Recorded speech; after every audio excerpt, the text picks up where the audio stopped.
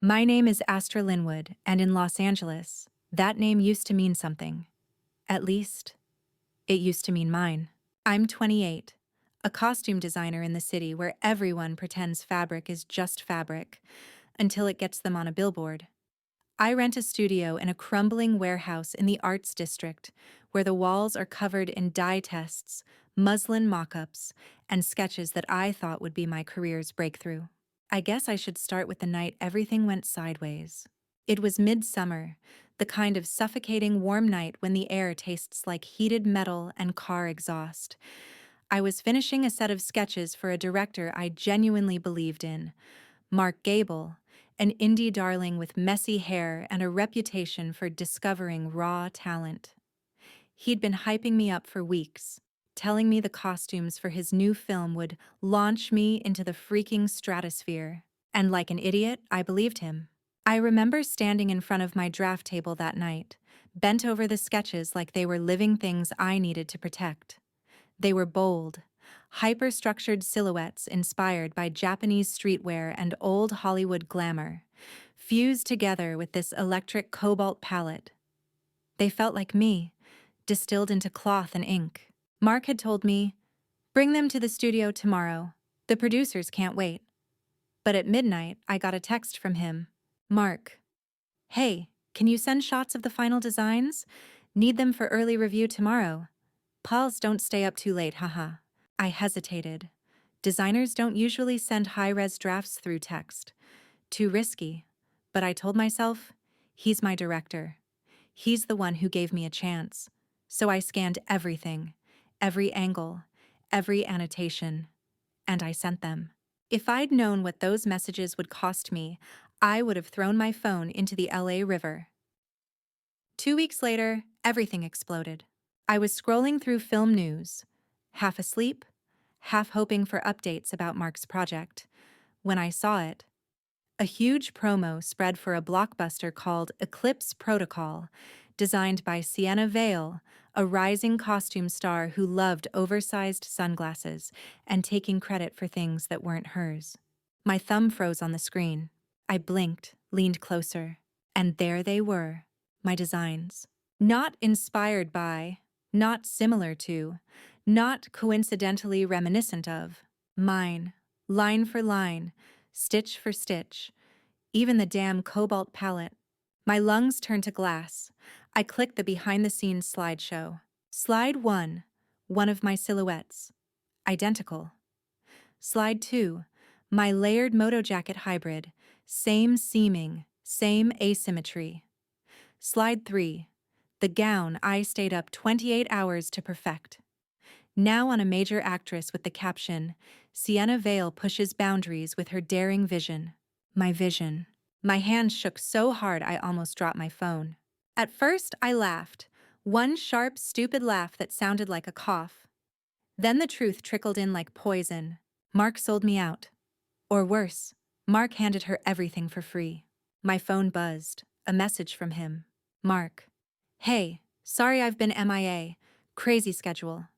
Listen, big news coming soon. Proud of you." Proud of me. Proud of me? I saw red. Actual, physical red flooding my vision like someone had thrown a gel filter over my eyes. I called him.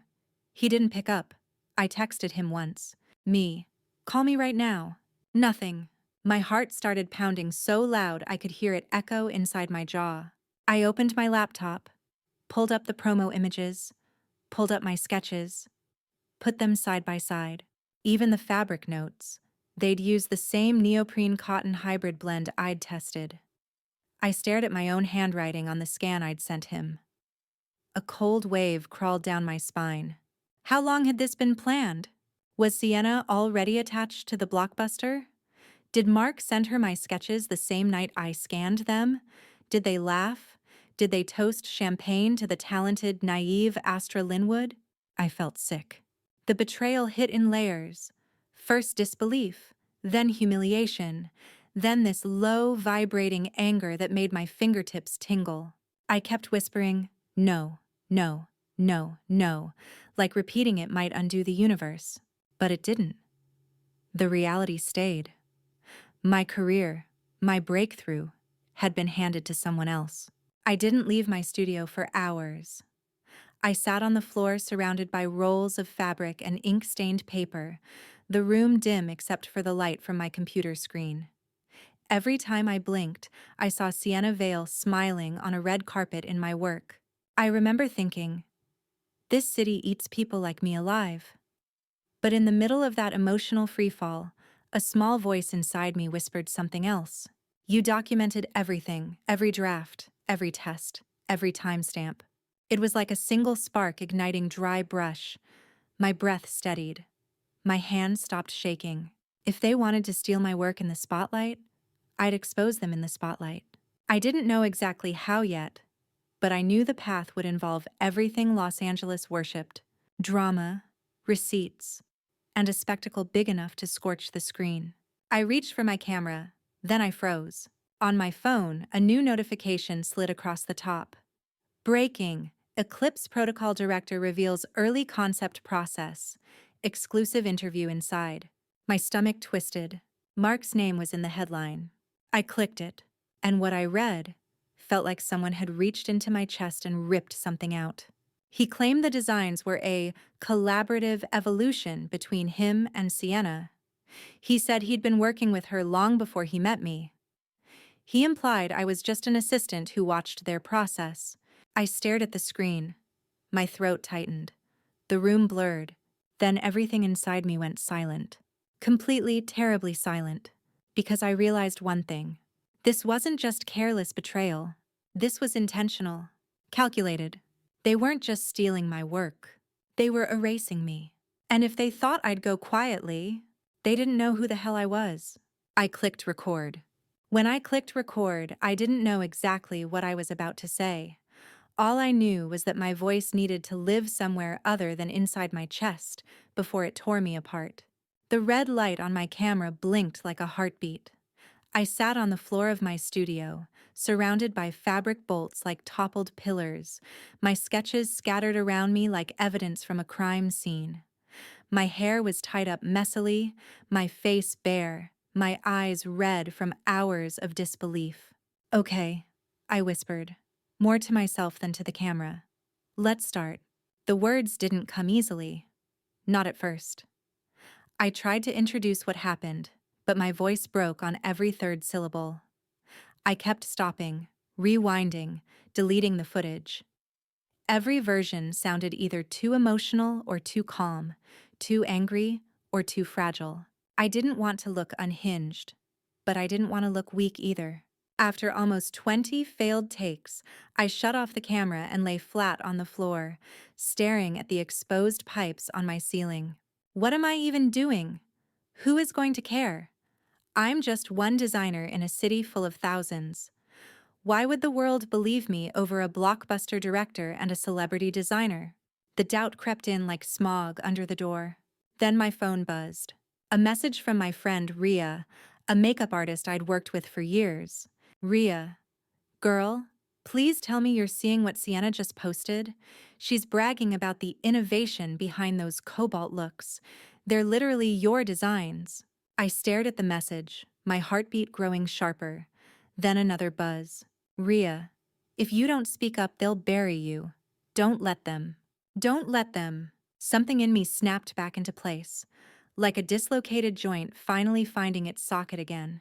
I sat up, grabbed my notebook, and flipped through pages of sketches, timestamps, fabric swatches, written ideas, concept notes, all the small evidence trails most people wouldn't think to keep. But I kept everything, a habit I once found annoying, a habit that suddenly felt like armor. Okay, I whispered again, but this time my voice didn't shake. Let's do this right. I opened my laptop and started building a timeline. The timeline of betrayal. Day 1. Mark sees my sketches at a coffee shop and asks to collaborate. Day 10. I send rough drafts for feedback, time-stamped emails. Day 17. Studio meeting where he praises the cobalt palette, meeting notes, witnesses. Day 23. The midnight text requesting high-res versions. Day 24. My scans, timestamps, metadata. Day 39. Eclipse Protocol. Promotional leak. Same designs. Day 40. Mark's interview claiming I was just a bystander. As the pieces aligned, my anger sharpened into clarity. This wasn't paranoia. This wasn't coincidence. This was theft. Coordinated, polished, public. And I was done playing nice. I turned the camera on again. This time, I didn't try to look composed. "My name is Astra Linwood," I said, "and I'm going to show you something." I held up my sketches, flipped through them slowly. Then I displayed screenshots of Mark's texts, then the metadata from my files, then the promo images from the movie. Side by side, perfect matches. My voice was steady, calm, eerily calm. The kind of calm a person gets when they have nothing left to lose. "I know a lot of people won't care," I said. "I know designers get stolen from all the time. But not like this. Not on this scale. Not with this level of arrogance." I paused, breathing carefully. "And if you think I'm going to let them erase me, keep watching." I stopped recording. Then I realized something that made my stomach flip. I couldn't post the video yet. Not until I checked something. I grabbed my bag and rushed out of my studio, the air outside thick with the smell of hot asphalt. I called a rideshare and headed straight to the Eclipse Protocol costume exhibit at the Grove, a glossy display set up for early marketing. I'd avoided it all day, too afraid to see my work in person on mannequins under dramatic lighting. But now I needed to. When I arrived, there was already a crowd around the glass cases, people taking photos, influencers filming TikToks, a giant banner reading, "Costume design by Sienna Vale, a visionary mind." The irony tasted acidic. I walked up to the first display case. There it was, my cobalt silhouette. Seeing it through the glass was worse than online. The seams I'd obsessed over, the proportions I'd debated for hours. Even a tiny imperfection I'd left in the hem on purpose, a signature I used for prototypes. They'd kept it. They hadn't even bothered to fix it. That felt like a slap. As I leaned in closer, someone next to me said, "God, Sienna is insane. Her imagination is unreal." My stomach twisted so hard I almost doubled over. Then I heard a voice behind me. Smooth, smug, unmistakably familiar. "Astra, is that you?" I froze. I knew that voice. I turned around slowly. There she was, Sienna Vale. Perfect hair, perfect makeup, perfect fake smile. She adjusted her sunglasses even though we were indoors. "I didn't expect to see you here," she said sweetly. "Hope there's no hard feelings?" My jaw locked. She leaned closer, her perfume sharp enough to sting. "You know how it is," she whispered. "Some people create. Some people assist." My nails dug into my palm. She smirked and tapped the glass lightly, like she was touching her trophy. "They love this look. The studio is obsessed. And honestly," she shrugged, "maybe it's for the best. You weren't ready for a project this big." My pulse roared in my ears. She turned to walk away. But then, she looked back over her shoulder and said, "Oh, and Mark sends his love." Something inside me detonated. I didn't speak. I didn't move. But in that moment, I made a silent promise. "I'm going to burn your empire down, and I'm going to make the world watch." As I left the exhibit, my phone buzzed in my pocket. A notification. An email. From an anonymous sender. Subject line, "Astra, you don't know the whole story. Check the attachment." I stopped walking. My heart dropped into my stomach. I opened the email. It contained a single video file. I tapped it. The screen went black for a second. Then footage appeared. Mark and Sienna, sitting in a studio office, talking about me. My breath caught. And then, Mark said something that made my blood turn to ice. "As long as Astra never finds out, we're safe." The video kept playing, but my mind couldn't catch up. Mark's voice echoed in my ears. Low, conspiratorial, too casual for the weight of what he'd said. "As long as Astra never finds out, we're safe." Safe from me? My thumb hovered over the pause button, but I couldn't bring myself to touch it. I forced myself to keep watching. The camera angle in the clip was odd, slightly tilted, like it had been filmed secretly from behind a stack of binders. Fluorescent lights flickered overhead as Mark leaned back in his chair, feet kicked up carelessly. Sienna sat across from him, arms folded, legs crossed, her face half-shadowed but unmistakably smug. Sienna. She won't look too closely. She's desperate for validation. Just give her a few compliments and she'll think she's part of the team. My stomach twisted. Mark. Hey, I did compliment her. I even told her the producers loved her direction. That was generous. He laughed. Actually laughed. Sienna rolled her eyes. We got the designs we needed. Let's just focus on the release. I don't want her popping up later claiming anything. Mark shrugged. As long as she stays quiet, everything's fine. I felt like the floor beneath me had tilted. The video ended abruptly, cut off mid-sentence. No context, no date. But it was more than enough. My anger didn't roar this time. It didn't explode. It simmered. Slow, controlled, lethal. The kind of anger that meant action was no longer optional. It was inevitable. I replayed the clip twice, memorizing every detail. The office furniture, the faint hum of studio air vents, the timestamp in the corner. It was recorded about a month ago, right around the time Mark asked me for the high-res scans. So it was planned, all of it. My phone buzzed again. Another message from the anonymous sender. Anonymous. If you want the rest, you'll have to earn it. My chest tightened. Why were they being cryptic? What rest? Who were they? I typed back. Me. Who are you? Why send this to me? Delivered. Read. No reply. I closed my eyes and took a deep breath. Panic wouldn't help. Tears wouldn't help. Evidence, strategy, exposure. Those were my tools now. I rushed back to my studio and locked the door, the click of the deadbolt echoing in the dark space. I set my laptop on the table and plugged in my external hard drive, my backup of backups. If I was going to take on an entire studio machine, I needed everything airtight. First, I saved the anonymous video in 6 different folders, 3 encrypted. Then I screenshot every frame with Mark and Sienna's faces clear. And then I opened my editing software. The exposé begins. I assembled the timeline of Betrayal again, only this time I added the new footage. My hands were steady, almost eerily so. I layered my sketches, timestamps, Mark's texts, the promo images, and finally the anonymous video clip. Seeing it all in sequence was shocking, even to me. It looked like a case file, a documentary, a takedown. But something was missing. My voice, the vulnerability, the truth. The part of me they tried to erase. So I hit record again and spoke directly into the camera. My name is Astra Linwood, and this is the story the studio tried to write me out of. My voice was calm, too calm, but maybe that was exactly what I needed. I continued. I didn't want to make this video. I didn't want any of this. But I'm done being polite about theft. I'm done letting people with power rewrite my work, my reputation, and my reality. I lifted a sketch. This is mine. Another. This is mine. Then the footage of Sienna's costume exhibit. This, every single stitch, is mine. Then I paused. And now I have a video that changes everything. I inserted the clip of Mark and Sienna, muted the background noise slightly, and added subtitles for clarity.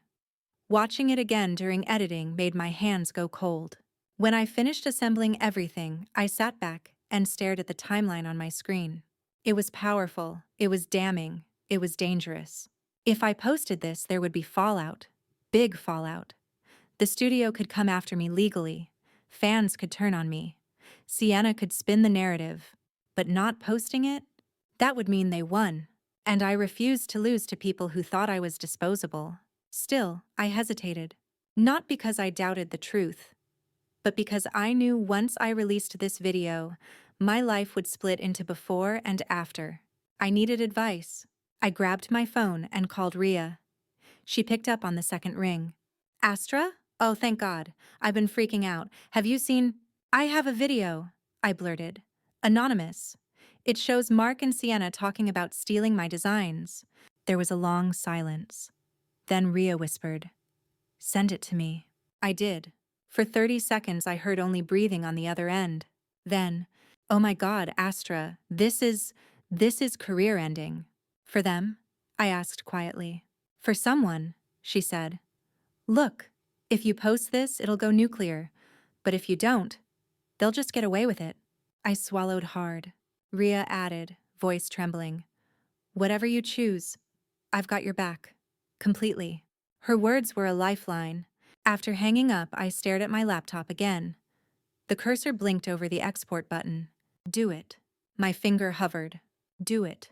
My pulse pounded in my throat. Then, a knock on my studio door. I froze. It was almost midnight. No one visited me this late. Another knock, harder. My breath caught. I stood up slowly, every instinct screaming danger. A voice came through the door, low, familiar. Astra, it's Mark. We need to talk. Every muscle in my body tightened. He shouldn't know I'm here. He shouldn't know what I'm doing. He shouldn't know anything. What are you doing here? I called out, voice shaking. We just need to clear up a few misunderstandings, he said calmly. Too calmly. Open the door. I stepped back from the door, heart slamming against my ribs. He knocked again. Astra, I know what you saw. My blood turned to ice. For a moment, I couldn't breathe. Mark's voice wasn't loud, just steady, certain, like he had every right to be standing outside my studio door. The kind of calm that made my skin crawl. Astra, he said again, softer this time. Please, I just want to explain. Explain? Explain what? How you stole my work? How you handed it to someone else?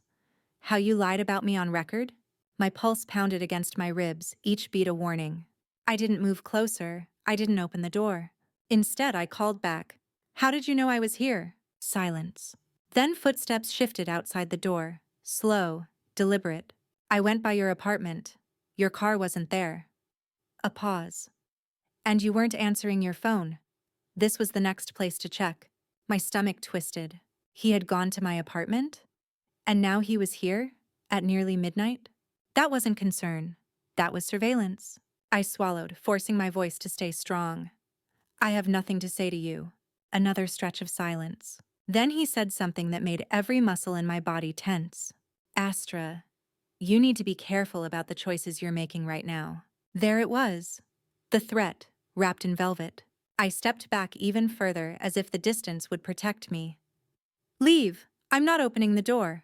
A soft chuckle, cold. You're upset. I get it. You're emotional and you're misinterpreting things.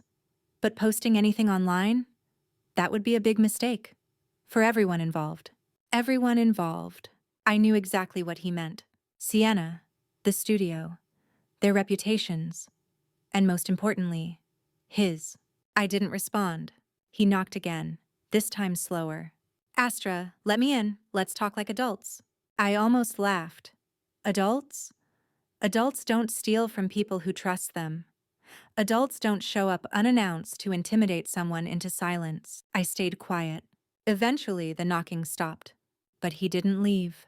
I could hear his breathing through the crack under the door. Shallow, controlled. He was waiting to see if I would panic.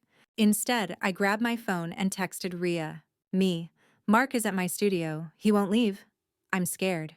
The reply came fast. Rhea. Do not open that door. I'm calling the cops. Stay on the call with me. My chest tightened, a mix of relief and fear. Another message from her came through. Rhea. And Astra. Don't delete the video. Not even if he threatens you. I whispered into the empty room. I won't. A sudden knock, sharp, aggressive, made me jump. Astra! Mark's voice snapped, stripped of the fake calm. Open the damn door. I backed away until my spine hit the far wall. He wasn't trying to talk anymore. He wanted control. But then, sirens sounded faintly in the distance, growing louder, closer. Mark heard them too. He cursed under his breath. Then footsteps retreated, fast and frustrated. I didn't breathe until I heard the stairwell door slam. Only then did my knees buckle. I slid down the wall, shaking, tears burning behind my eyes. Not from fear, but from fury. Fear meant he had power. But this? This was rage. A clear electric rage that sharpened my focus. He was scared. That's why he came. Because he knew exactly how damning that video was. Which meant I wasn't done, not even close. A new lead. The police took a report. They didn't have much to work with. No break-in, no physical harm, but they made note of his behavior, and the officers told me to record anything suspicious. They also told me to avoid escalating the situation. Too late. After they left, I returned to my editing desk, the screen still glowing with the unfinished exposé. I stared at the timeline, at Mark's face frozen mid-sentence. My hands curled into fists. Then, my inbox pinged. A new email from the anonymous sender. My heart jumped into my throat. Subject: you handled that well. I opened it. Inside was one sentence. Since you didn't fold, here's the second clip. A file attached. My breath caught. Hands trembling, I clicked on it. This time, the footage showed Sienna alone in a private fitting room. She was talking to someone off camera. Her assistant, maybe. She wore one of the cobalt prototypes. Sienna. Ugh. Remind me to get rid of the original sketches. If those ever surface, the internet will drag me. She laughed, flipping her hair. Assistant, off screen. I thought Mark kept them. Sienna. He kept copies. I burned the ones she left at the studio. Easier. Burned? She burned my sketches? The original drafts I'd poured hours into? My breath stuttered. She continued. And honestly, if Astra ever complains, we'll just say she was inspired by me. She's got no leverage without the originals. I slapped a hand over my mouth. Burned my work, erased my evidence, plotted the cover-up. This wasn't professional rivalry. This was sabotage. Deliberate, malicious, thorough sabotage. But the anonymous sender, they had the footage. Footage from inside private studio rooms. Who were they? And why were they helping me? Before I could overthink it, another message came in. Anonymous. There's more. But you'll need to move. The studio is preparing statements. Damage control starts tomorrow. If you want your truth out first, you're running out of time. My pulse spiked. They were preparing a narrative, one that erased me completely. I stared at the export button again. One click, just one. My finger hovered, and then my screen lit up with a new notification. Incoming call, Bioframe Studio Legal Department. They were calling me. Now. I froze. If I answered, they'd try to intimidate me. If I declined, they'd escalate. Either way, everything was accelerating faster than I could control. The phone kept ringing. My laptop screen glowed. Export, answer, expose, run, fight. Everything hinged on the next choice. The phone rang one last time and stopped. Then a text appeared. Ms. Linwood, we are aware of certain materials in your possession. We strongly advise you to cooperate. Failure to do so will result in legal consequences. My heart slammed painfully. The next second, my studio lights flickered. Once, twice. Then everything went completely dark. The darkness swallowed the room so suddenly that for a second I thought I had blacked out. My breath hitched, sharp and involuntary. I blinked rapidly, but nothing changed. No soft glow from my desk lamp. No hum from my sewing machine. No LED strip buzz from the wall. Just silence. Heavy, unnatural silence. Then my laptop, running on battery, cast a faint blue glow across the studio. The timeline of my exposé video was still on screen, frozen mid-frame on Sienna's smirking face. I whispered to myself, what the hell? The power outage wasn't citywide. Outside my window, I could still see lights across neighboring buildings. Cars on the street glided through the night unchanged. Someone downstairs was still blasting music, so this wasn't an accident, it was targeted. My heart hammered in my chest. I reached for my phone and turned on the flashlight. The beam cut through the dark in a shaky, narrow cone. At first, nothing seemed wrong. But then I noticed something. My studio door, which I had locked, was no longer fully closed. It was slightly ajar. My stomach dropped. I knew I locked it. I knew I heard the deadbolt click earlier. The door now sat open just half an inch, but enough for the shadows behind it to look deeper, heavier. A chill ran up my spine so violently it made my hand tremble. I grabbed my phone tighter, switching the flashlight to my other hand.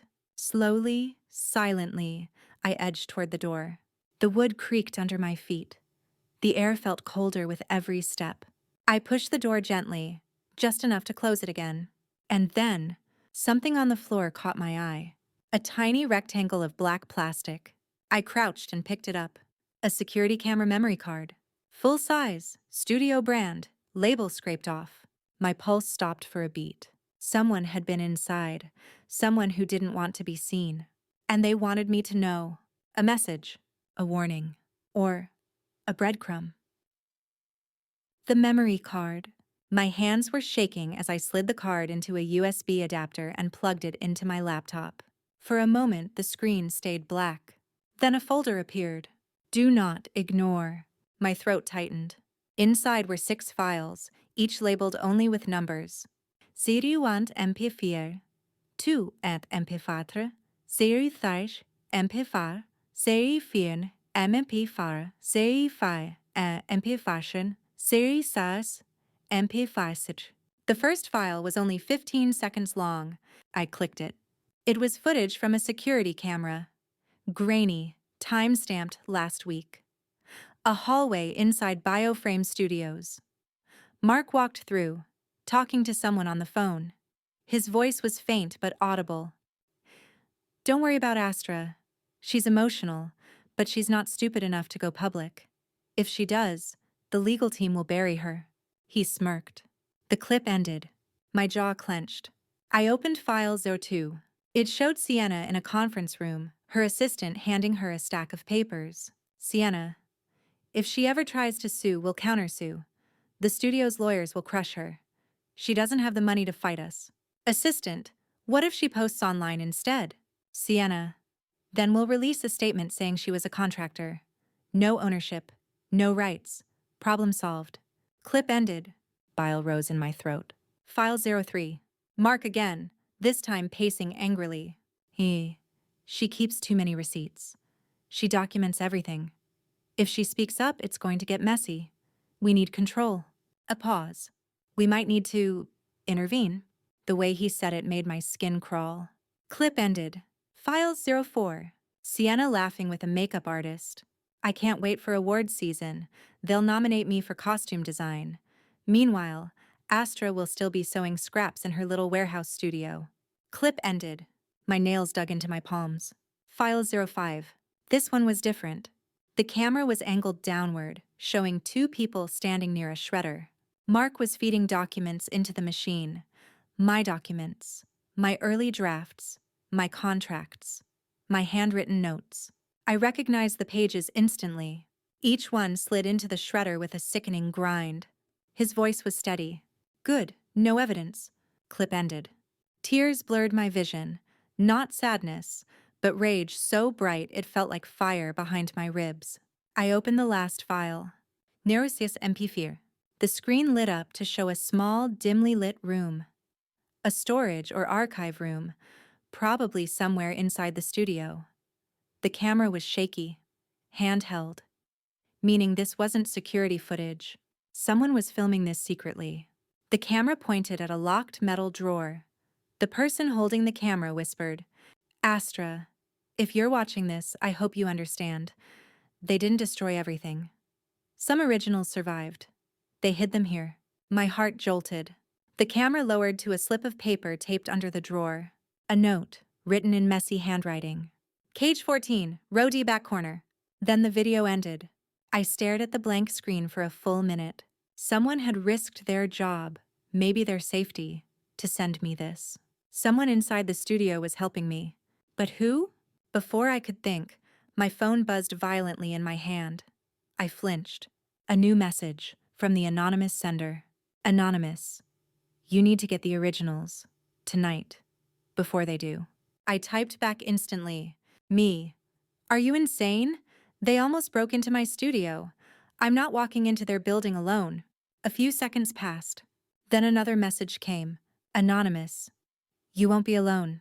I'll meet you there. 1 a.m. Don't be late. I stared at the time on my phone. 12:22 a.m. 38 minutes. My pulse thundered. This was insane. It was reckless. It was dangerous. But if they really kept my original sketches, my real, physical proof, those documents were the only thing standing between me and complete erasure. Without them, the studio could claim anything. With them, I could end this. I could end them. I grabbed my bag, saved every video copy to multiple drives, and backed everything up to cloud storage. Then I looked around my studio one last time, the place where I had poured my dreams into fabric. A quiet whisper escaped my lips. "Let's finish this." I stepped toward the door, but before I could touch the handle, someone slid an envelope under the bottom gap. I froze.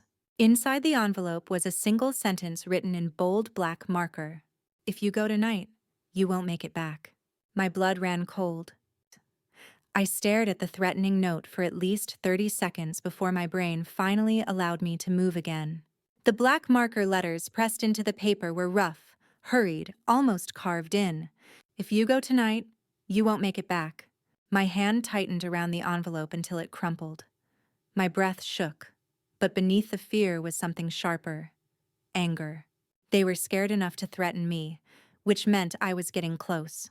I turned the lock on my door again, double, triple checked it, then backed away, my pulse hammering. Who had left the envelope? How long had they been standing outside? And were they still out there? The studio was dark, the power still out. I didn't dare look through the peephole. I didn't want anyone on the other side to know I was still awake. But I also couldn't stay here. The anonymous sender's message echoed in my mind. "You need to get the originals, tonight." Every instinct screamed that going was dangerous, possibly fatal. But if I didn't go, Mark and Sienna would erase the evidence before sunrise, and then they would erase me. I paced the room, adrenaline threading through my veins like electricity. The warnings were frightening, but so was doing nothing. I grabbed my phone and texted Rhea. Rhea. Someone left a threat under my door, telling me not to go to the studio. I think they know I have evidence. It took a moment before she responded. "Rhea, oh my God. Astra, please. Do not go anywhere alone. Stay with someone. Come to my place." I can't. If I don't go now, the originals will disappear. Forever. Rhea, then at least call the police. They can't protect me inside the studio, and if they show up, Bioframe will destroy everything before anyone even gets inside. Another pause. Then, Rhea, then I'm going with you. My heart squeezed. No, it's too dangerous. Rhea, so what? You're going to walk into their building alone? Absolutely not. I'm coming. Send me the address. A tear rolled down my cheek, not out of fear, but out of gratitude. I sent her the location and pulled on my hoodie, tying my hair back tight. My reflection in the darkened laptop screen looked nothing like the Astra who started this journey. This Astra's eyes were hard, focused, unbreakable. I grabbed my bag of drives and the flashlight. At 12:47 a.m., my phone buzzed. "Rhea, outside, hurry!" I peeked through the blinds. Her car idled near the curb, headlights off. I took a deep breath, unlocked the door, and slipped outside. The hallway was empty, but the air felt wrong, like someone had been there just moments before. I locked the door behind me and hurried down the stairs. Rhea leaned over from the driver's seat, waving frantically. "Astra, get in!" I slid into the passenger seat. "You okay?" she asked, voice trembling slightly. "No," I admitted, "but I'm going anyway." Rhea swallowed. "Then I'm not letting you do it alone." I squeezed her hand. "You shouldn't be here." "Too late," she whispered. "Buckle up." She hit the gas. Dijon. The drive. Los Angeles at 1 a.m. is a strange mix of quiet and buzzing, like the city can't decide whether to sleep or hunt. Streetlights flickered past the windows as Rhea drove in tense silence. I stared out at graffiti murals and dark warehouses, replaying the videos from the memory card in my mind. Mark destroying my drafts, Sienna burning sketches, their voices dripping arrogance. Rhea finally spoke. What What if the anonymous person is one of them? What if they're setting you up? I shook my head. No. If they wanted to trap me, they wouldn't have sent evidence that incriminates the studio. Those clips are real, damning, and dangerous for whoever leaked them. Rhea gripped the steering wheel tighter. Still, someone warned you you'd die if you go. I stared ahead. Then I guess we'll find out if they were telling the truth. She shot me a horrified look. I didn't even blink. The studio. Bioframe Studios loomed at the end of the block, sleek, polished glass reflecting the moonlight. At night, it looked more like a fortress than a creative space. The front entrance was dark except for a few dim security lights, but the anonymous note had been clear. Cage 14, row D, back corner. That meant the archives, and the archives were accessible only through a side door. Rhea parked 2 blocks away. Okay, she whispered. What now? I pointed. We go through the alley. There's a security door near the loading dock. If the anonymous person is real, they'll meet us there. And if they're not, then we leave, fast. We walked toward the studio, shadows stretching long on the pavement. The air smelled like metal and cut wood, like leftover set pieces. Then, I heard it. Footsteps. Behind us. Slow, measured, not hurried, not hiding. Tracking us. Rhea stiffened. Astra? I grabbed her wrist and whispered, Keep walking. Don't look back. We rounded the corner into the alley. The side of the studio was dim, lit only by a flickering security lamp. My heartbeat thundered as we approached the loading dock door. I scanned the shadows. Empty.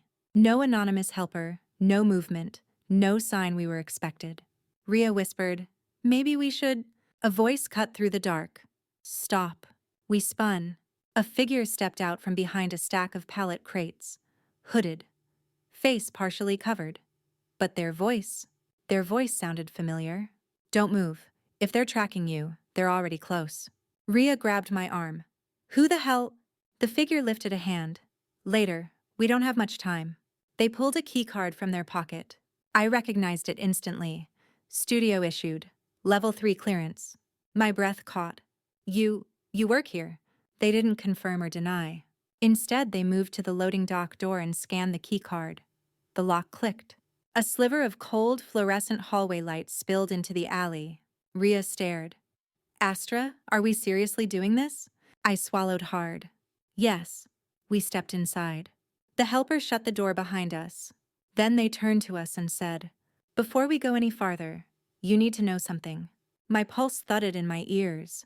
The hooded figure lowered their mask, and my world tilted, because I recognized them. It was someone I trusted. Someone who should not have been here. Someone who was never supposed to be on my side. Rhea gasped.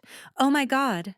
Before she could finish, the helper whispered, Astra, they're not just covering up theft. A beat.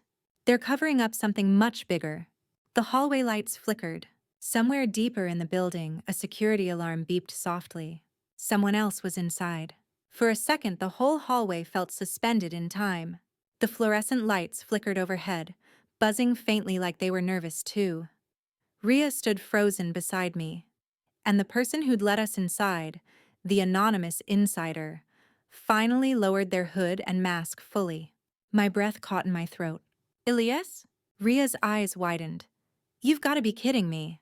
He pushed the hood back, revealing the familiar sharp jawline, the tired eyes, the hair pushed back like he'd been running his hands through it all night. Elias Hart, Bioframe's senior assistant art director, and someone I'd worked alongside for 2 years before Mark promoted me to work exclusively with him. Someone who had always been quiet, observant, almost invisible in the background. Someone who never picked a side.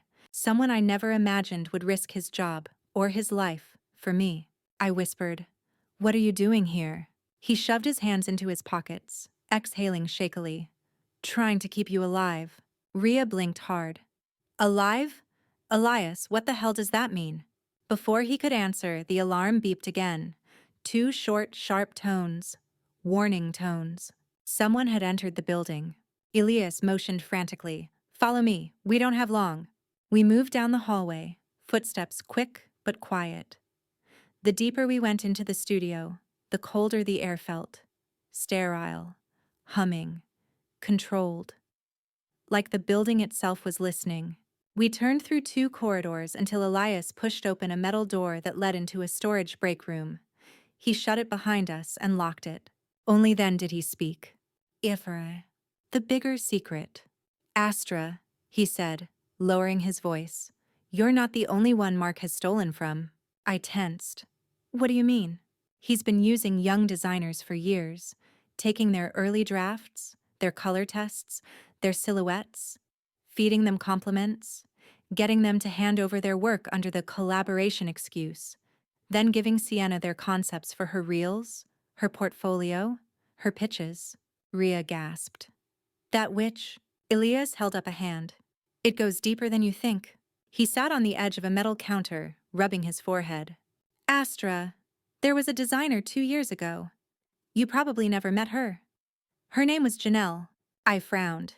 No, I don't. You wouldn't, he said quietly. She quit suddenly. No explanation. Studio tried to scrub her from records. My heartbeat slowed, waiting for the rest. She had proof, just like you. Rhea whispered. What happened to her?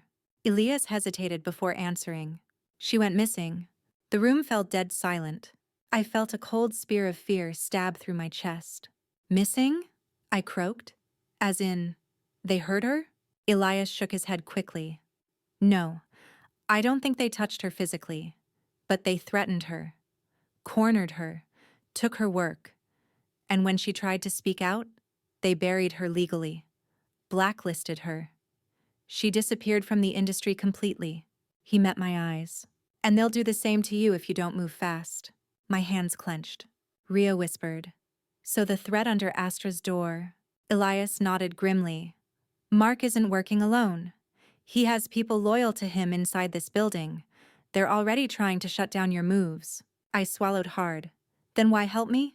Elias exhaled shakily. Because I'm tired of watching them destroy people. His voice trembled, rage and guilt mixing in his throat. And because Janelle was my girlfriend. My breath hitched. Rhea covered her mouth. Elias looked down, voice cracking. I watched her break piece by piece, watched the studio chew her up and spit her out. I'm not letting them do that to anyone else. My chest tightened. Why now? Why help me specifically? He finally met my eyes fully. Because you fought back, Astra. You didn't fold. And you weren't supposed to get as far as you did. He stepped closer. And because you have something Janelle never had, evidence the studio can't bury. He reached into his jacket and pulled out something small, metal, reflective, a second security keycard. He handed it to me. This one grants access to the deep archive, where they hide things, including whatever originals survived. My hand closed around the cold plastic. And the videos? I asked. The ones from the memory card? He nodded. I gathered them over the past year. I waited for the right person to trust with them. I stared at him, stunned. But we didn't have time to process any of it. The alarm beeped again, this time followed by a metallic echo. Footsteps, heavy, deliberate, coming closer. Elias cursed under his breath, pulled the break room door open a crack, and peeked outside. They already swept the upper level. They'll be down this hallway in less than a minute. Rhea's voice trembled. We're trapped. Elias shook his head. Not yet, but we have to move. The descent. He motioned us forward. We slipped into the hallway again. This one narrower, dimmer. Pipes lined the ceiling. The air smelled like concrete and old paper. This way, Elias whispered. The archive is in the basement. Basement. Of course it was. We turned a corner and froze. A security guard stood at the end of the hall, flashlight scanning the room. Rhea gasped softly. Elias grabbed both our arms and yanked us back behind the corner. We pressed ourselves against the wall, hearts slamming. The guard's footsteps echoed as he walked closer. Closer. Closer. His light beam swept across the floor. I held my breath so long my lungs burned. 1 step, 2 steps, 3. Then, his radio crackled. Unit 7. Check the east loading bay. Possible breach. The guard paused, turned, and walked the opposite direction. We didn't move until his footsteps disappeared entirely. Elias whispered, "Now." We hurried down a stairwell, each step hollow and metallic. The basement was colder, the air thinner. The fluorescent lights buzzed softly overhead, illuminating rows of metal shelves disappearing into the distance. Cage 14, row D, back corner. The words echoed in my head. We walked past rows of prop storage, textile rolls, set debris, things scattered across bioframes' forgotten history. Elias stopped suddenly and pointed. "There, cages start here." My pulse sped up. We walked past cage 10, cage 11, cage 12, cage 13. Finally, cage 14. My mouth went dry. Rhea whispered, "This is it." Elias slid the keycard across the lock. It beeped.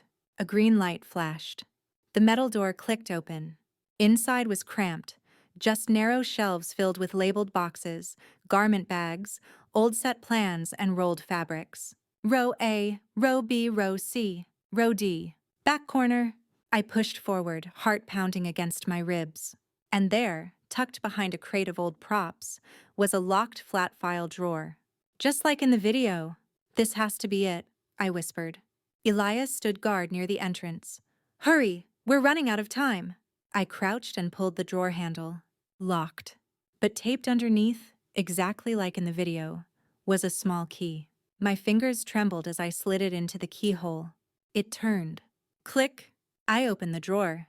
Inside were my sketches, my drafts, my notes, my fabric tests, my handwriting, my work, all of it, intact. A sob ripped from my throat. Rhea threw her hands over her mouth. "Astra, oh my God!" But before we could touch them, a deep voice echoed from behind us. "Well, isn't this adorable?" We whirled around. Standing at the cage entrance, blocking the way out, was Mark. Mark stood in the doorway of cage 14 like he owned the air inside it. His silhouette filled the frame of the metal entrance. Broad shoulders, hands tucked casually into his jacket pockets, like he wasn't interrupting a criminal trespass, but hosting a friendly meetup. "Found what you were looking for?" he said, tilting his head. "Looks like quite the reunion." Rhea instinctively grabbed my arm. Elias stepped in front of us, jaw clenched. "Mark, don't do this." Mark gave him a disappointed tisk. Elias, you're smarter than this. I expected better." Elias's hands curled into fists. My heart pounded so loudly it drowned out the buzzing lights overhead. I swallowed hard and forced the words out. "Move. I'm taking my work. And I'm leaving." Mark laughed. A quiet, mocking sound that echoed off the concrete walls. "Oh, Astra, you really don't get it, do you?" He stepped farther inside the cage, closing the distance. "You don't leave. Not with that. And definitely not after breaking into studio property." Rhea shot back. "It was ours first." Mark ignored her completely, his eyes locked on me the way a predator studies an injured animal. "You should have just let it go," he said softly. "Posted your little Instagram stories, cried to your friends, stitched a few angry TikToks. People do that all the time. Harmless, forgettable." His voice sharpened. "But what you're doing now, this is a whole different category of stupid." Elias stepped forward. "If you touch her..." "Oh, please." Mark rolled his eyes. "I'm not going to touch anyone. That's not how this works." He lifted a finger and tapped the metal shelf beside him. "You know how this works? Legally? Financially? Strategically?" He spread his arms. "We destroy you. From the inside out." My stomach twisted. Mark continued, almost cheerfully. "We own the building you're standing in. We own the servers that house the cameras. We own the narrative. And if you post that video..." He tilted his head. "You will be sued into dust." I felt Rhea shaking beside me, but I wasn't afraid anymore. Not in the way he expected.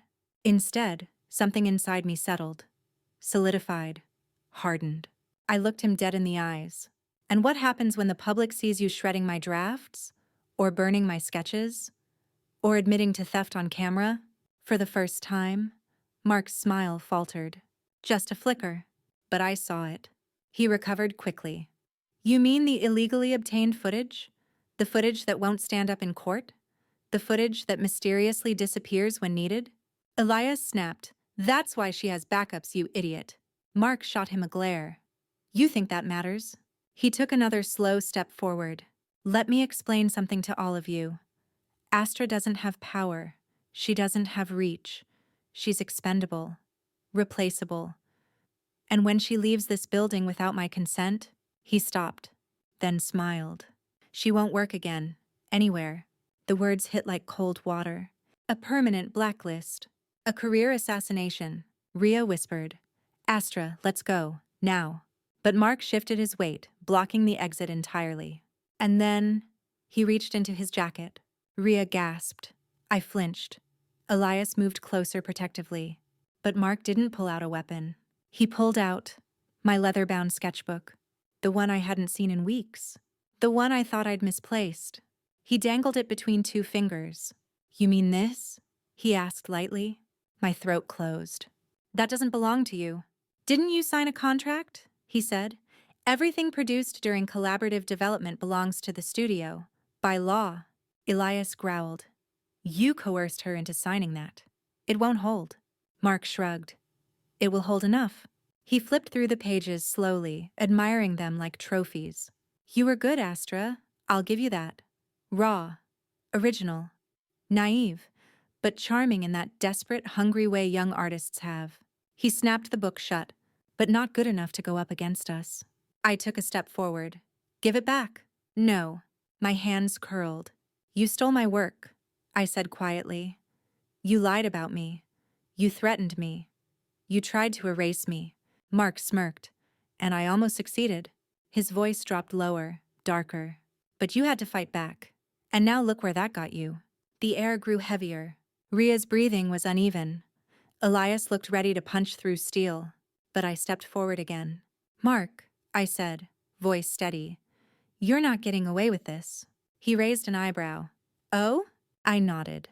None of this stays hidden anymore. The world is going to see every bit of it. Mark let out a long, pitiful sigh. As expected, you still don't understand. He reached into his pocket for something else. A remote. A small, black, studio-issued key fob. He pressed a button. The entire cage lit up red. Elias cursed under his breath. Motion trigger lockdown. Run. Go, go. Mark stepped backward through the doorway as metal bars began sliding down on the cage entrance. I lunged for the exit, grabbing Rhea's arm. But Mark smiled like a man watching dominoes fall exactly as planned. You really should have listened, he said. The metal gate slammed shut between us, locking me, Rhea, and Elias, inside cage 14. The lights dimmed. A siren blared. Footsteps thundered from down the hall. Mark's voice echoed through the metal. Security is on its way, and they're not nearly as gentle as I am. I pounded on the bars. You bastard! He leaned in, his smirk inches from the cage. Good night, Astra. He turned, walked away, didn't look back. Rhea whispered, voice cracking. We're trapped. Elias tried the gate furiously. Useless. Alarms echoed deeper in the basement. Someone was coming. Multiple someones. And they were close. The footsteps grew louder. Heavy boots striking concrete in synchronized rhythm, like a marching tempo. Elias pressed his ear to the cage bars. 3, maybe 4 guards, he whispered. Armed. Rhea's breath hitched. Armed! My pulse spiked. This is a film studio. Why would they need— Because they're not regular security, Elias said. Mark calls them compliance enforcement. They're basically private contractors. Great. Corporate henchmen in Los Angeles, over stolen costumes. My life had officially become a thriller I never auditioned for. I forced myself to breathe evenly. Panic wouldn't save us. We need to think, I whispered. Fast. Elias scanned the cage, eyes darting over every shelf, every box, every inch of metal. Cage locks can't be forced open from the inside, he muttered. Mark triggered a lockdown. Everything is centrally controlled. Meaning? Rhea whispered. We're trapped, unless someone opens it from the outside. I felt the air squeezing around my lungs. The guards turned the corner, voices low but stern. Intrusion detected. Basement sector. Shoot if necessary. Shoot? Rhea grabbed my hand, trembling. Elias clenched his jaw. We need a distraction. How? Rhea hissed. He scanned again.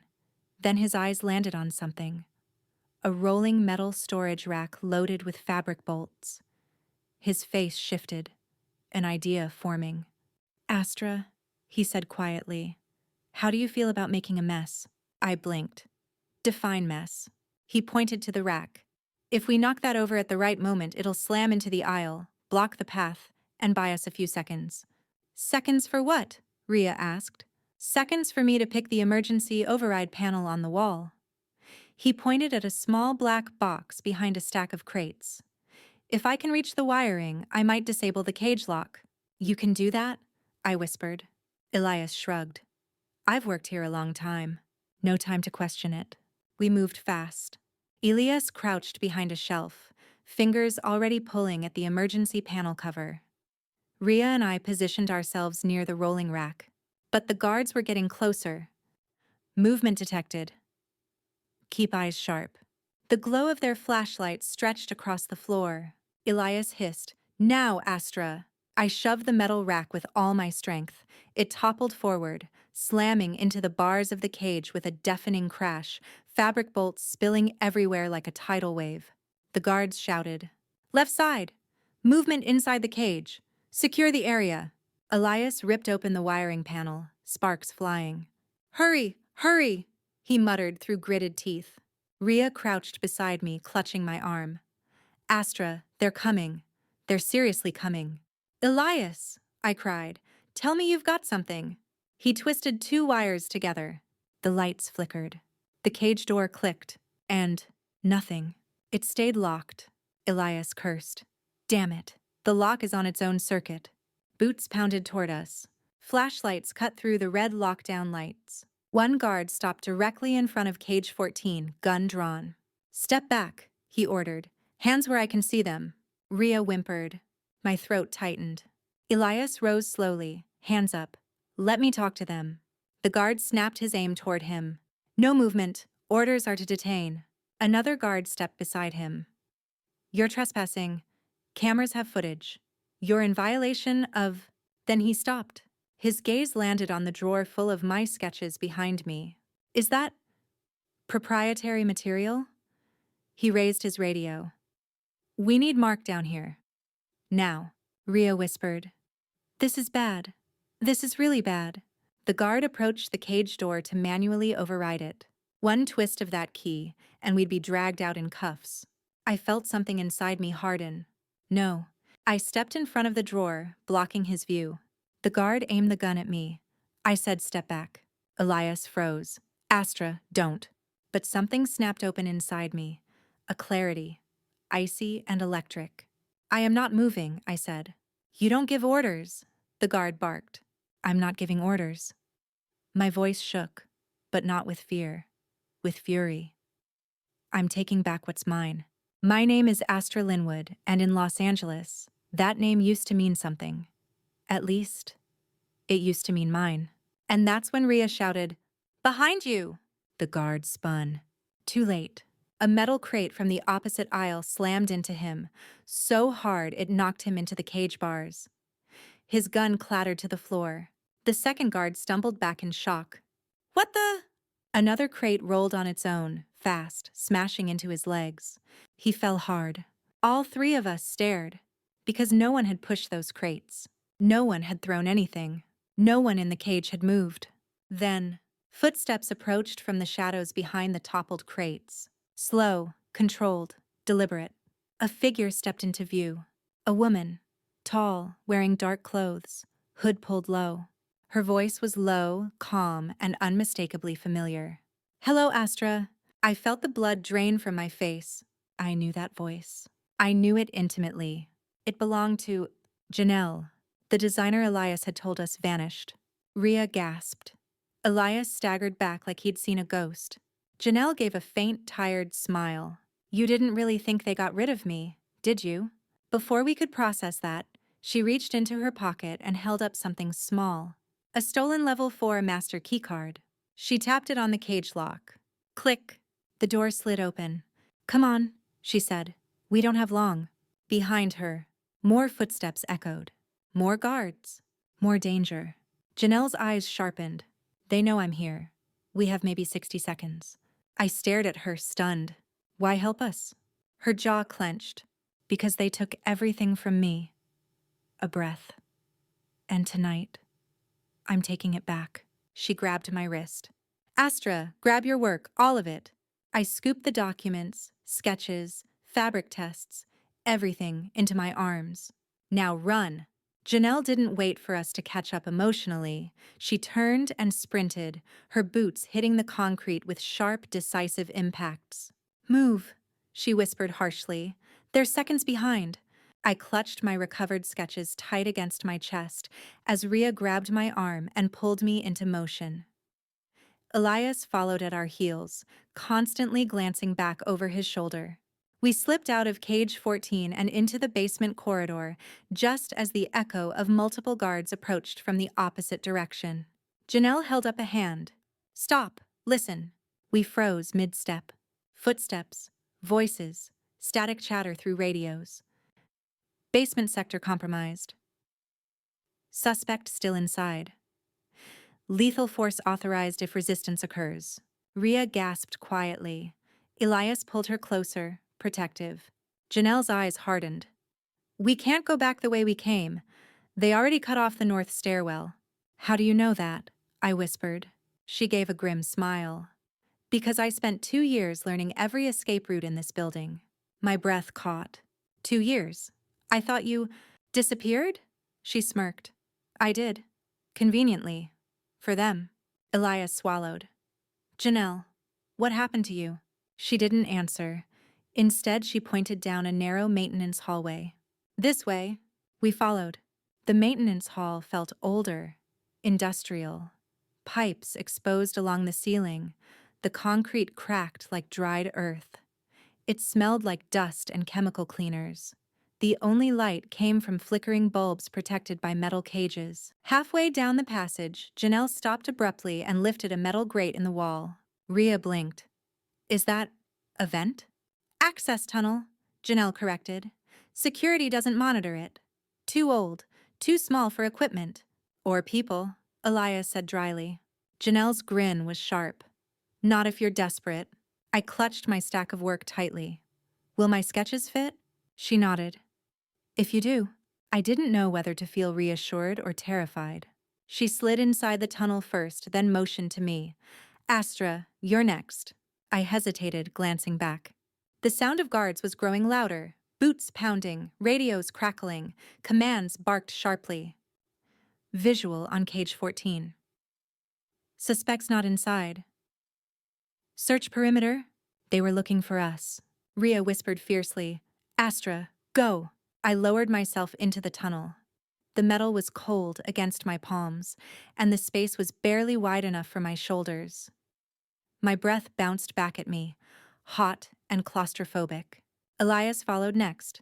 Rhea came last. We crawled forward in near darkness. Ahead, Janelle whispered instructions.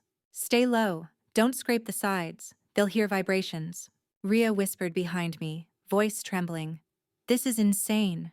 Elias whispered back. Everything about tonight is insane.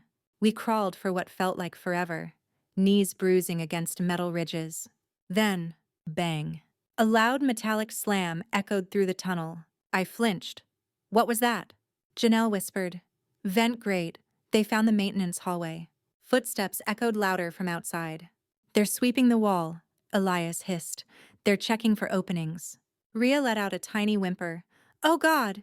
Keep moving, Janelle whispered sharply. We're almost there. We crawled faster. The tunnel sloped downward, then flattened, then turned sharply left. My palms were sweating. The sketches pressed against my chest were getting harder to hold. Fear tangled in my ribs like tight wire. Behind us, clang, clang, clang. Someone was hitting the tunnel wall. We know you're in there, a guard shouted, muffled by metal. Come out now. Rhea froze. Elias nudged her forward. Rhea, go. We crawled again, faster than before. Finally, a faint square of light appeared ahead. A grate, Janelle whispered. This junction leads to sublevel 2. No security cameras, no alarms. We exit, then take the back elevator. Elevator? Elias hissed. Won't security see? It's not on their grid, Janelle said. It's an old service lift. No one uses it. Janelle reached the grate, pressed 2 fingers to the side, and it popped open silently. She slipped out first and landed softly on the ground. I crawled to the edge. She reached up her hand. Come on. I grabbed her hand and slid out of the tunnel, my feet hitting the cold tile of another basement section. Elias came next, then Rhea. We barely had time to stand before Janelle closed the grate behind us. Move, she whispered urgently. The elevator is just around. Thud! A loud crash made all of us jump. Not from the tunnel, not from behind. From ahead. Janelle narrowed her eyes. That wasn't us. We turned the corner and froze. A woman stood at the end of the hallway. Tall, elegant, perfect hair and makeup even in the harsh fluorescent lights. Wearing a long, dark coat and high-heeled boots that clicked softly against the tile. Sienna Vale. Her expression was cold, amused, like she'd been waiting. Well, she said, arms crossed. I wondered how long it would take you to crawl out of the walls. Rhea inhaled sharply. Oh, hell no! Elias stepped in front of us protectively, but Sienna didn't seem threatened. In fact, she seemed bored. I knew you'd come for your little drawings, Astra, she said, voice dripping with mock sympathy. You've always been predictable. I tightened my grip on my sketches. You have no idea who I am. Sienna smirked. I don't need to.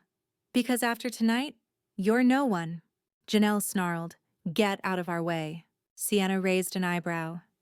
You mean, like you disappeared? Her voice curled with venom. Did you really think running into the walls like a frightened animal would make you a hero? Janelle lunged, but I grabbed her arm. No, I whispered. Not like this. Sienna's smile sharpened. Mark told me you'd come. He also told me to tell security to shoot on sight. Rhea gasped. You psycho... Sienna cut her off. You think this is about costumes? About art? Astra, sweetheart, this is about ownership. And you were foolish enough to think you had any. Then she reached into her coat. Elias tensed. I froze. Sienna pulled out a lighter. The guard stepped closer. She flicked it open. A tiny flame appeared. She glanced at my stack of sketches. Then she smiled. Let's end this, shall we? Before anyone could react, she threw the lighter straight at me. Mark's hand punched through the cracked elevator ceiling like a monster ripping into its prey. Metal screeched. Pieces rained down around us. Rhea shrieked. Elias cursed. Janelle grabbed a pipe on the wall as the whole lift shook violently. I held my breath as Mark's fingers curled around the torn edge, trying to rip the panel free. We have to move, Janelle yelled. Move where? Rhea cried, voice cracking. The elevator groaned again, deep, hollow, like warning us it couldn't hold much longer. Elias scanned the ceiling, then the walls, then the shaft through the broken panel. Astra, he said suddenly, give me your sketches. No. I clutched them tighter. Astra, trust me.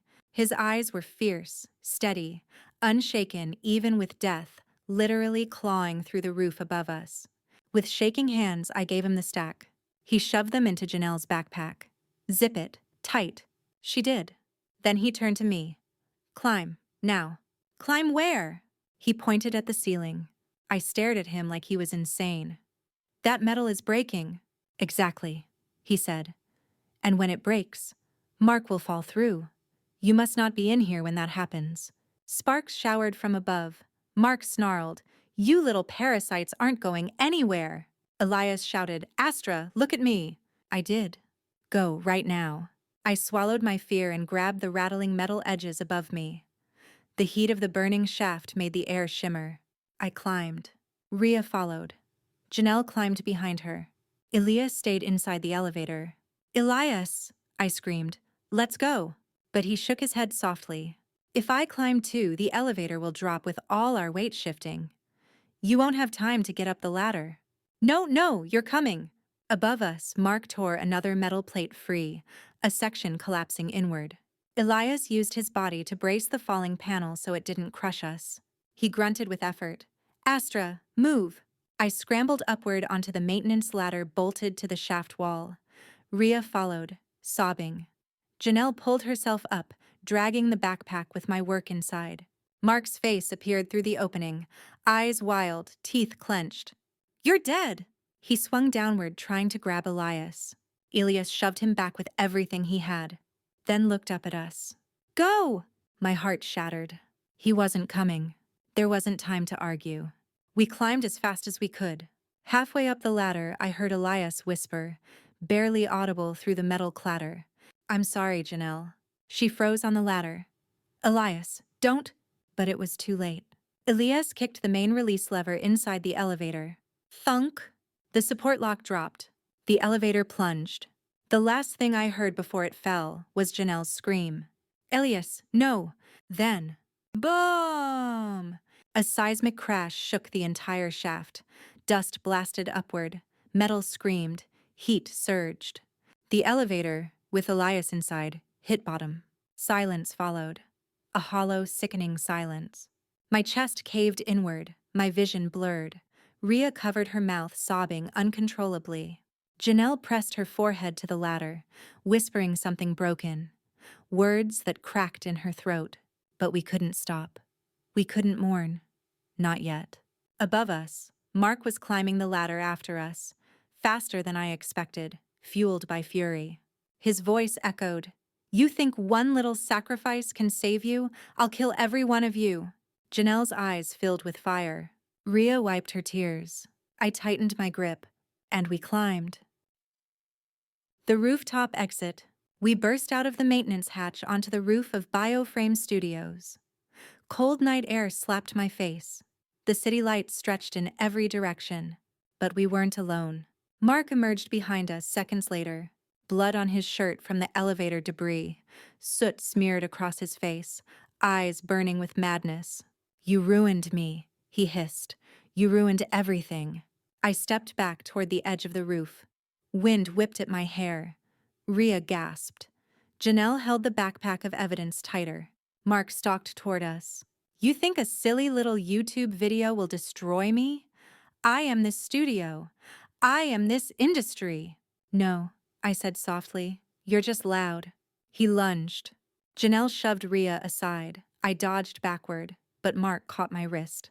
Pain exploded up my arm. He yanked me hard, dragging me toward the edge. You're nothing! My foot slipped on the gravel. I almost went over. Rhea screamed, Astra! Mark snarled and pulled harder, until a metal pole slammed into his shoulder. Janelle. She swung again, cracking him across the side of the head. He stumbled, but didn't fall. Instead, he roared and charged at her. Janelle braced, gripping the pole, but he grabbed it mid-swing and ripped it from her hands like paper. He raised it over her head. No, I screamed. I grabbed the nearest object, a discarded metal toolbox, and hurled it with all my strength. It hit him square in the ribs. He stumbled, just enough. Janelle kicked his knee. He buckled. Rhea shoved him from behind. He lost his balance and slipped toward the edge. Gravel scattered. Mark clawed at the rooftop surface, fingers scraping concrete. But momentum carried him over. His body tipped and fell. His scream was swallowed by the night. A sickening thud echoed from the alley far below. We stood frozen, Rhea trembling, Janelle breathing hard, my pulse shaking my entire body. It was over. The man who stole my work, who threatened me, who destroyed Elias, was gone. And I didn't feel triumph or victory, just exhaustion, and a small, sharp ache for everything lost. Janelle sank to her knees, shaking. Rhea wrapped her arms around me, crying softly. I looked out at the Los Angeles skyline, tears finally sliding down my cheeks. We're free, I whispered. Janelle wiped her eyes, voice hoarse. Not yet. We still have to finish what he tried to bury. She reached into the backpack and handed me my sketches, my evidence, my truth. And in that moment, I knew exactly what needed to happen. Epilogue, 3 months later. The exposé didn't just go viral, it detonated. Millions of views in days, national headlines, studio whistleblowers stepping forward, former employees sharing stories, lawsuits, investigations, fallout. Sienna was blacklisted, executives were fired, Bioframe collapsed entirely within 6 weeks, and almost nowhere in the coverage did anyone try to erase my name ever again. As for me, I opened my own design studio, Linwood Atelier, with Ria as co-founder. Janelle became our head of creative development. Her name, once buried, was finally everywhere it deserved to be. And Elias. Every day, when I unlock our new office door, I run my fingers across his photo on the wall. A small frame, a quiet smile. The man who gave everything so we could escape. I whisper, "Thank you," before starting my day. And I design. Every stitch, every pattern, every bold shape is mine again. Unafraid, unstolen, unapologetically mine. Because in the end, the truth didn't just save me. It set all of us free. A sleek silver lighter,